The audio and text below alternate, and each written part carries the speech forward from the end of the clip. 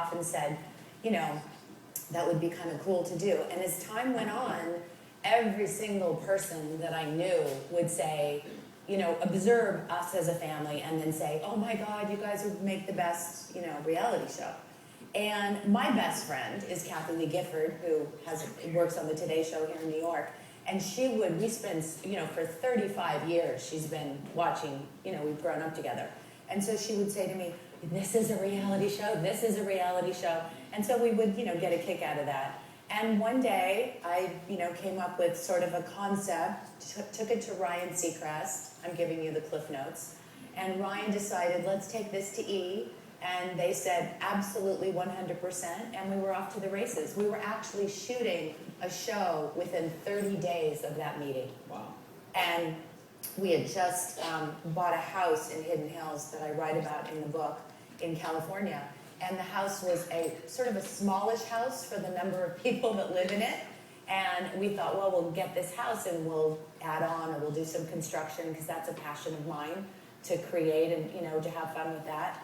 And we never even got to that place. We couldn't do one thing because we started rolling cameras inside the house. And I think that was sort of the charm and the beauty of that, is we were all shoved in this little box, you know, and we were off to the races. So the show was a hit, not only in the United States, but it turned out that people in over 150 countries also sort of were fascinated with the show. And the show did so well that first season that we rolled right into season 2.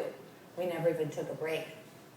And we thought, you know, be careful what you wish for, because it was an awful lot of work. You know, people think, oh, it's so easy, do a reality show, it's a piece of cake, but it's a grind. So are you surprised by what it's become?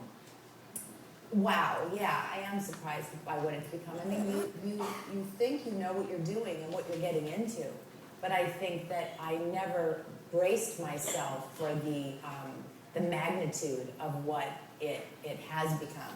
And I think it's done that because there are so many family members, you know, and like Kendall and Kylie were little children when we first started filming. And we didn't really allow them to film so much, you know, when we first started, because they were in school and, you know, whatnot, and they had, you know, they wanted to be kids, and we wanted them to be kids. But I think what happens when you have a show with so many family members is that people who start watching become invested in the relationship, and everybody can relate to somebody.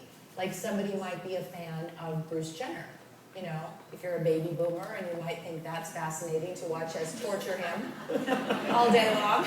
You know, they're like, what did she say to him? And, you know, and then you might be a fan of Kylie Jenner, who is now 16 years old and driving, sorry, California. But, you know, or, you know, me, you know, in my demographic and age group, or Kim, Courtney, Chloe, everybody has their own thing. And then along the way, life happened. People got married, maybe only for 72 days, but she got married.